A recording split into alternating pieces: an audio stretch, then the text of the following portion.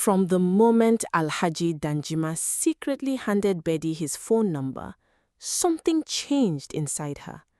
For the first time since moving into Tasha's apartment, she stopped seeing Tasha as the woman who had rescued her from poverty. Instead, she began seeing her as competition. Every time she looked at Tasha's luxury car parked outside the apartment, jealousy burned inside her.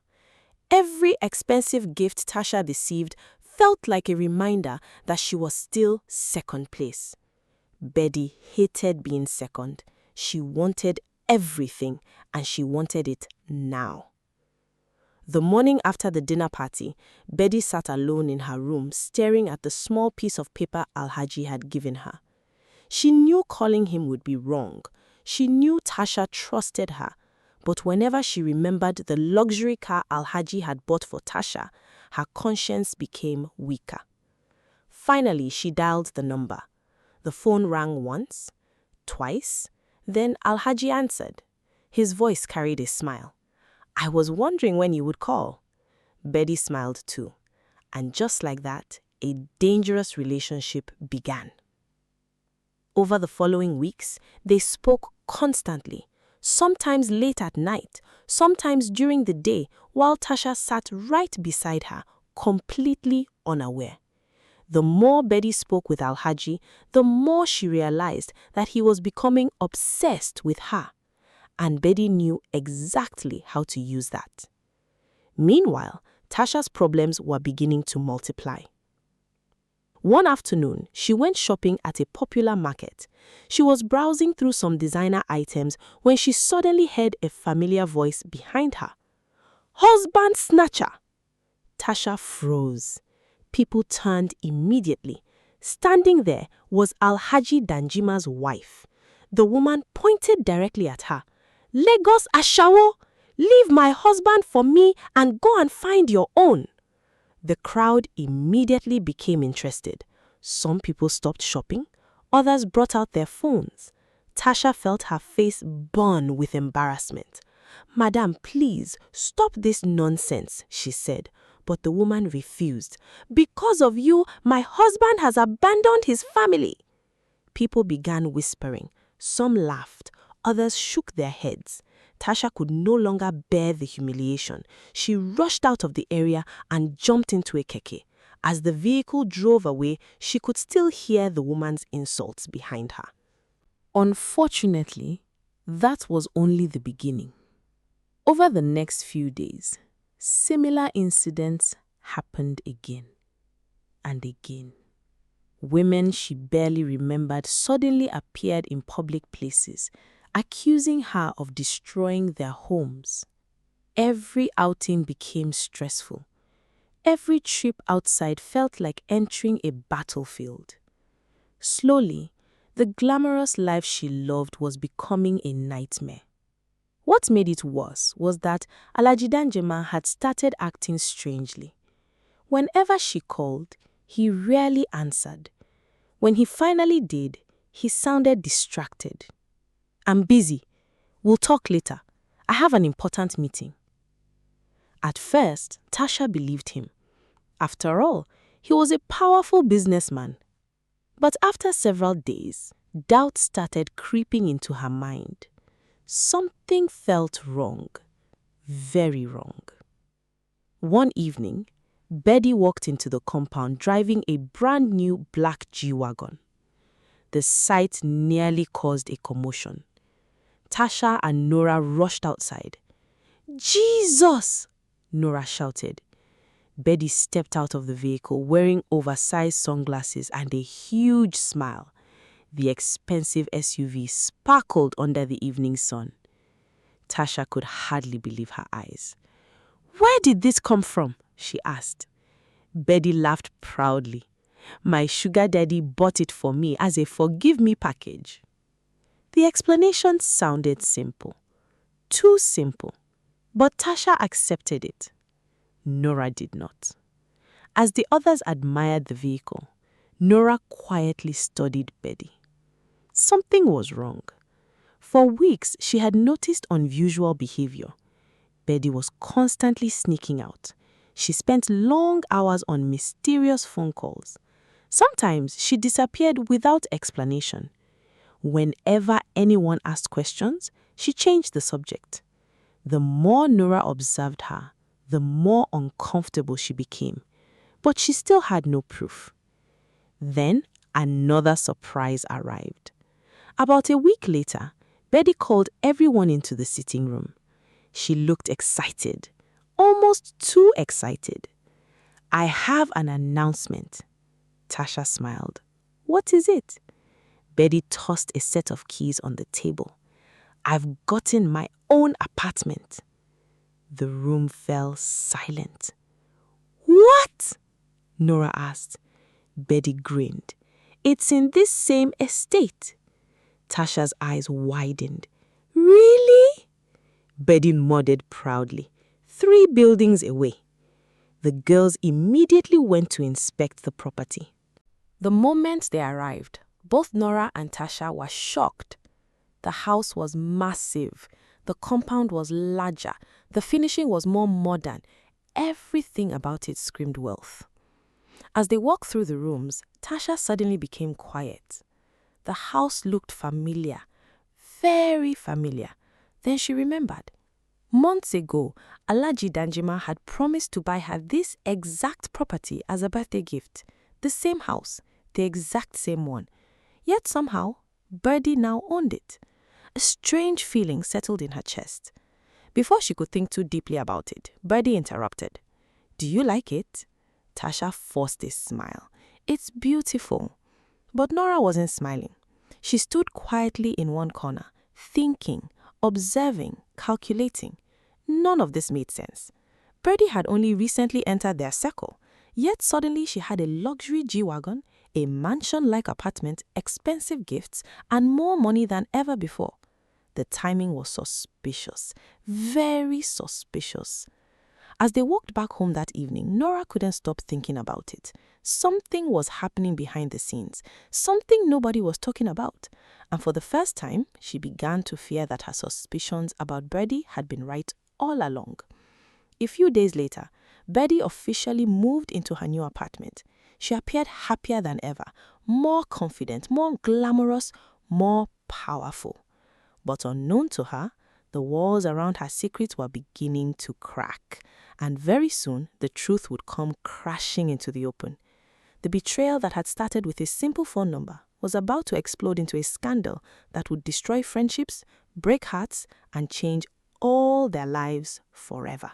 After Birdy moved into her new apartment, life in the estate appeared normal on the surface. But underneath, tension was quietly building. Tasha continued trying to reach Alhaji Danjuma, but his behavior remained the same. He rarely answered her calls. When he did, he always sounded impatient. "I'm in a meeting. I'll call you back. I'm handling something important." The excuses never ended. At first, Tasha tried to be understanding. After all, Alhaji was a wealthy businessman with many responsibilities. But as days turned into weeks, her patience began to wear thin. The situation was becoming impossible to ignore. Even Nora noticed it. One evening, the 2 friends decided to take a walk around the estate. The weather was pleasant, and they hoped the fresh air would help clear their minds. As they strolled through the quiet streets, Tasha couldn't stop talking about Alhaji. "I don't understand what is happening," she said sadly. Nora looked at her. "You really don't know?" "What do you mean?" Nora hesitated. She had suspected Birdy for a long time, but she still had no evidence. "Maybe he's just busy," Tasha said. Nora didn't reply. Deep down, she no longer believed that. As they approached Birdy's section of the estate, something caught their attention. A familiar luxury vehicle was parked outside Birdy's gate. Tasha stopped walking.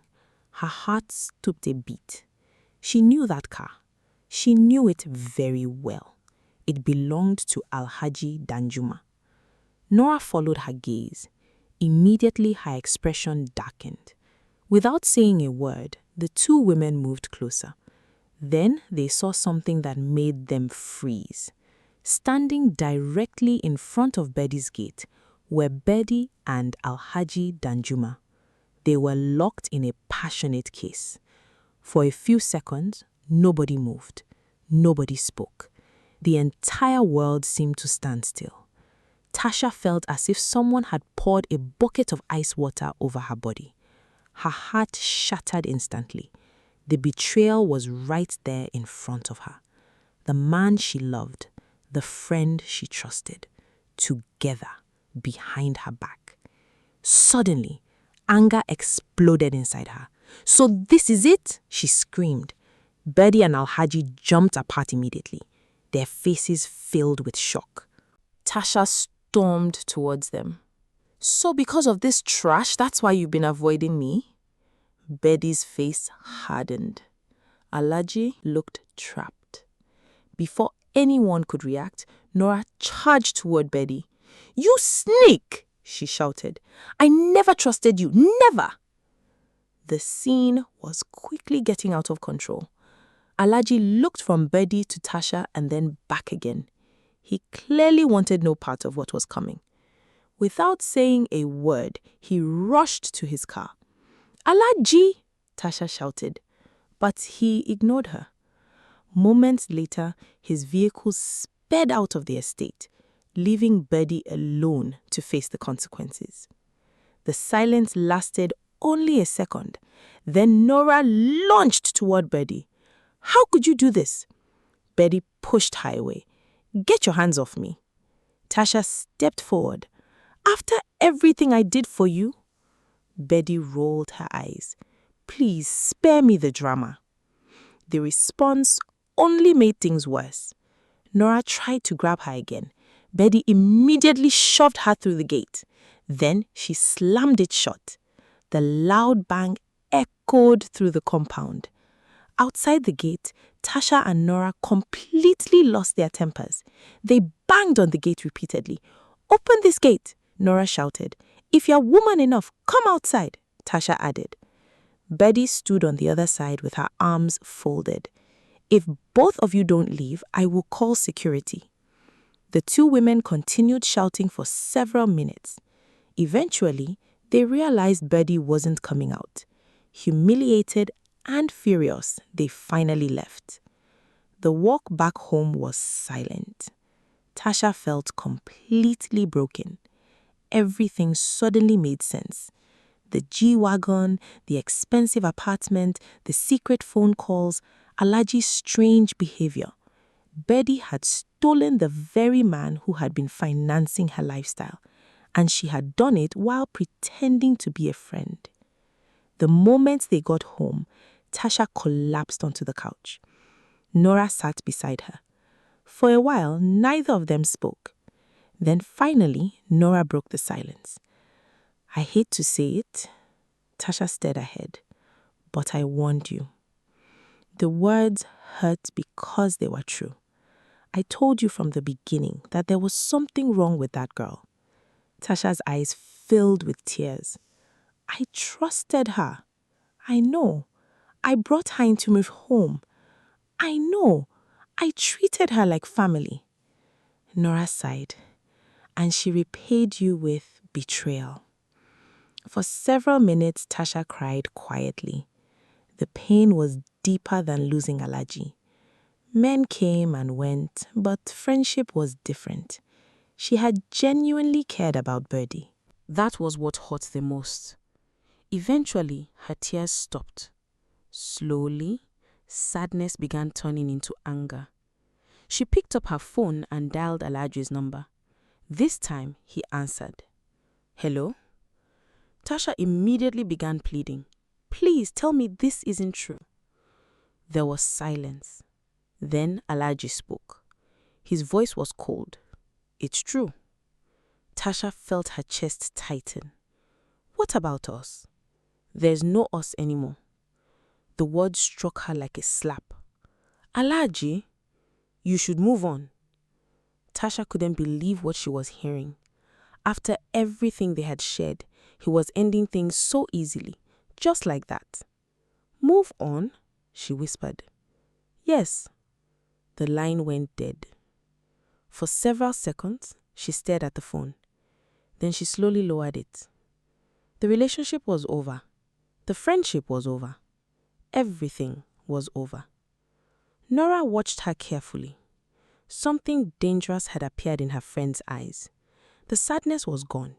What remained was anger. Pure anger.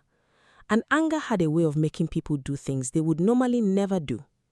Meanwhile, 3 buildings away, Baddie sat comfortably inside her luxurious new apartment. She poured herself a drink and smiled. For the first time in her life, she felt like she had won. She had the expensive house, she had the luxury car, and now she had Alhaji Danjuma.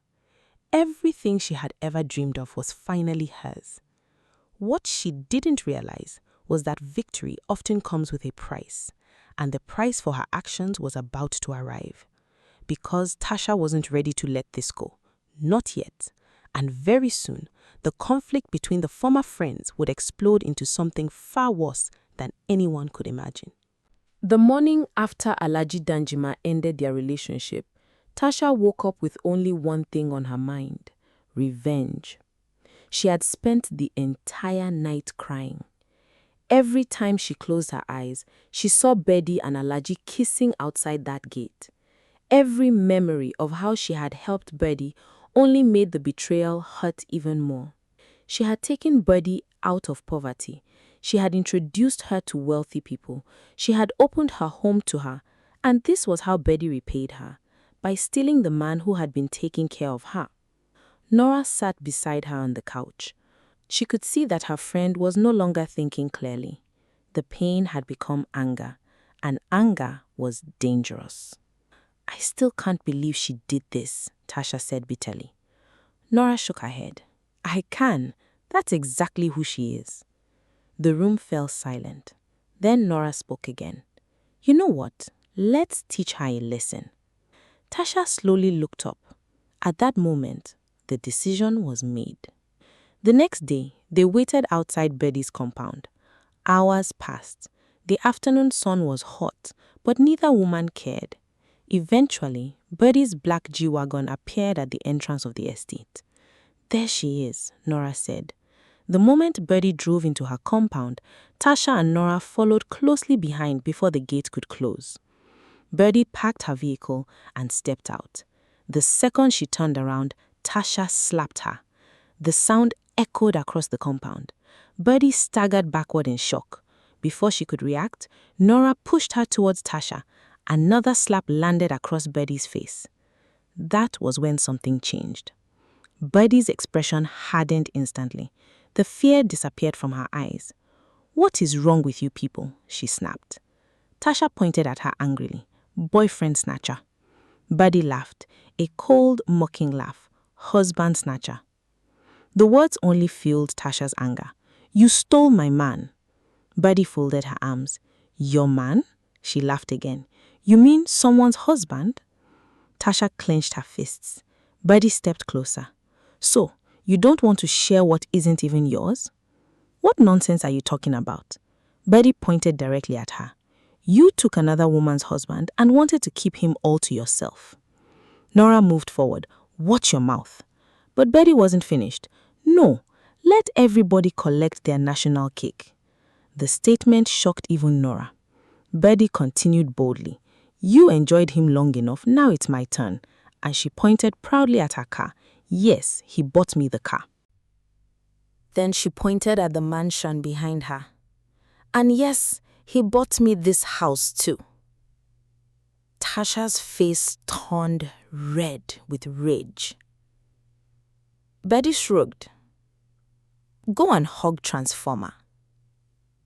Look at everything he bought for you before. If that's not enough, then I don't know what you want."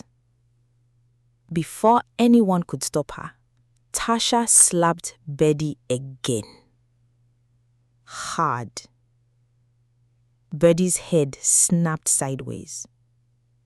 For a moment, everything became quiet. Then Birdy slowly turned back. Her eyes were blazing. "I am warning you. Tasha stepped forward. Birdy pointed a finger at her. "If you raise your hand against me one more time, you will see the side of me you have never seen before." Tasha scoffed. "What can you do?" Birdy's voice became louder. "I grew up in the ghetto." But before she could finish speaking, both Tasha and Nora rushed at her. The three women began fighting. Hair was pulled, clothes were torn, insults flew everywhere. The fight quickly became violent. Baddie struggled to defend herself against both women. She tried pushing them away, but they kept attacking. Desperate and frightened, Baddie broke free and ran towards one side of the compound. Her heart was racing. She needed something to protect herself, anything. Her eyes landed on an empty bottle lying near the wall. Without thinking, she grabbed it. Tasha was already charging towards her. Everything happened in seconds. Birdy swung the bottle. She only wanted to scare her. She only wanted the attack to stop. But fate had other plans. The bottle struck Tasha. The impact was devastating. Tasha froze. Her eyes widened. Then she collapsed. The entire compound fell silent. Nobody moved. Nobody spoke. For several terrifying seconds, all three women simply stared. Birdie's hands began shaking. No. Tasha wasn't moving. Nora rushed to her side. "Tasha!" Nothing. Baddie dropped the bottle. "No, no, no!" She ran forward. Together, she and Nora lifted Tasha and rushed her into her car. The journey to the hospital felt endless. Birdy cried the entire way. "Please wake up." There was no response. Doctors rushed Tasha inside immediately. Minutes felt like hours. Finally, a doctor came out. His expression said everything. "I'm sorry." Birdie's knees nearly gave way. Nora burst into tears. Tasha had been declared dead on arrival. The reality hit them like a truck. Tasha was gone. Forever. Birdie completely broke down. She cried uncontrollably. "Please wake up, Tasha." People in the hospital stared as she screamed. "I don't want Alaji again. You can have him. Please, let's go back to how things used to be." But it was too late. Nothing could bring Tasha back. Nora looked at Birdie with hatred. Pure hatred. "You." Birdie looked up through her tears. "I knew you were bad news from the beginning." Birdie sobbed harder. "My friend trusted you." Nora shook her head. "She defended you against me every single time." Birdie couldn't speak. And look where her kindness brought her. The words pierced through Birdie's heart. Later that evening, Tasha's body was moved to the morgue. Meanwhile, Birdie ran home. Not to her mansion, not to Alaji. She ran back to the place she had once been desperate to escape, her mother's house. The moment she entered, she fell at her mother's feet. "Mama, please help me." Her mother looked confused. "What happened?" Birdie grabbed her wrapper. "If anybody comes looking for me, tell them you haven't seen me." Fear covered her face. "I promise I will change." Tears streamed down her cheeks. "I promise I will become a better person." Her mother remained silent. "Mama, let's go to the village. Let's leave before they find me." The older woman looked at her carefully. Then she sighed. Who is looking for you? Birdy lowered her head. What have you done? When Birdy finally explained, her mother simply shook her head. I warned you. Birdy began crying again. I told you one day this would happen. Mama, I told you your way of thinking would bring trouble. Birdy couldn't argue. Everything her mother had said was coming true. The following morning, there was a loud knock at the door. Birdy's knees nearly stopped. Her mother opened it. Standing outside were Nora and 2 police officers. Nora spoke immediately. Mama, bring out your daughter. The officers stood quietly. I know she's inside. Birdy's mother looked at Nora. Then she looked at the police. Without hesitation, she turned around and walked into the house. Birdy knew immediately what was happening. Mama, come. Birdy started crying. Mama, please. But her mother was firm. You must face what you have done. A few moments later, Birdy was standing outside before the officers. The police placed her under arrest. As they led her away, she looked back at her mother one last time. But her mother did not stop them. She did not beg. She did not cry. She simply stood there. Because she had warned her daughter many times, and now the consequences had finally arrived. As the police vehicle drove away, Birdy realized something painful. In her desperate pursuit of wealth, luxury, and status, she had lost everything. The friend who helped her, the future she dreamed about, her freedom, and ultimately, herself.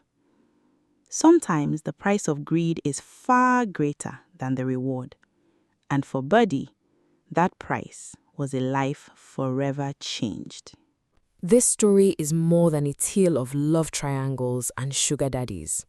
It explores how unchecked ambition, jealousy, and the desire for a shortcut to wealth can destroy friendships, families, and even lives. Baddie started as a poor girl with big dreams, but instead of building a future through patience and hard work, she became consumed by the glamorous lifestyle she envied. Tasha, on the other hand, lived by taking what belonged to other women, only to discover that the same game could be played against her. In the end, everyone paid a heavy price for their choices. There is an old saying, what goes around comes around. Tasha built her life by taking other people's husbands and breaking homes, only for her closest friend to betray her the same way. Baddie's greed pushed her to sacrifice loyalty and friendship for money and material things, but her temporary success ended in tragedy and handcuffs. The story teaches that greed, betrayal, and envy may bring quick rewards, but they often lead to painful consequences. True success is built on honesty, hard work, and contentment with what is rightfully yours. In many African communities, parents and elders often warn their children that there are no shortcuts to a good life. Baddie's mother repeatedly advised her to learn a skill, be patient, and avoid bad company, but she refused to listen. The mother's decision to hand her daughter over to the police reflects a common belief that love should not protect wrongdoing. Sometimes the hardest act of love is allowing someone to face the consequences of their actions so they can learn from them. What do you think? Who was truly responsible for the tragedy? Birdy, Tasha, Alhaji Danjuma, or the greed that controlled all of them? If you were Nora, would you have trusted Birdy from the beginning, or would you have done something differently? Share your thoughts in the comments because everyone sees this story from a different angle. If you enjoyed this emotional story filled with drama, suspense, and life lessons, don't forget to like, share, and subscribe for more captivating stories. Turn on the notification bell so you never miss our next story, because the next story could teach another unforgettable lesson about life, love, family, and the choices we make. The end.